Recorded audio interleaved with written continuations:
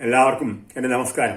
ഓം ശ്രീ ഗുരുഭ്യോ നമ, ഓം ശ്രീ ഋഷിഭ്യോ നമ, ഓം ശ്രീ പരമഋഷിഭ്യോ നമ, ഓം ശ്രീ പരാശക്തിയേ നമ. ഋഗ്വേദം 1-ാം അധ്യായത്തിൽ 134-ാമത്തെ മന്ത്രമാണ് ഇവിടെ പറയാൻ വേണ്ടി പോകുന്നത്. സ്വാഹായജ്ഞം കൃണോദനേ ഇന്ദ്രായജ്വനോ ഗൃഹേ തത്ര ദേവാൻ ഉപഹ്വയേ. അന്വയം: സ്വാഹായജ്ഞം ഇന്ദ്രായ യജ്വന ഗൃഹേ ഹേ ഹൃത്യുജ കൃണോദന തത്ര യജ്ഞേ ദേവാൻ ഉപഹ്വയേ. സ്വാഹാകൃൽ എന്നു പേരായ അഗ്നി യജ്ഞം, അഗ്നിയാൽ സമ്പാദിതമായിട്ടുള്ളതായ യജ്ഞം. സ്വാഹാകൃൽ എന്നു പേരായ അഗ്നിയജ്ഞം, അഗ്നിയാൽ സമ്പാദിതമായ യജ്ഞം. ഇന്ദ്രായ, ഇന്ദ്രപ്രീതിക്കായി. യജ്വന ഗൃഹേ, യജമാനന്റെ ഗൃഹത്തിൽ.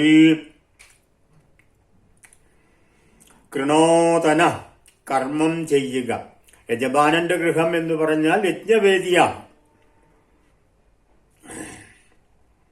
ദേവാൻ ഉപഹ്വയേ, അതിനായിക്കൊണ്ട് ദേവന്മാരെ വേദിയിലേക്ക് ആഹ്വാനം ചെയ്യുന്നു.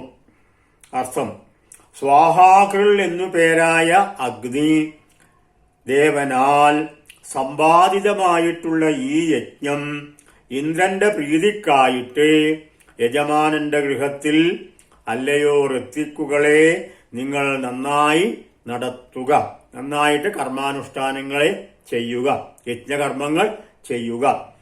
ആ യജ്ഞവേദിയിലേക്ക് ദേവന്മാരെ ആഹ്വാനം ചെയ്യുന്നു. യജമാനനും ഇന്ദ്രനും തമ്മിലുള്ള സഖിത്വം ഇവിടെ സ്മരണീയം.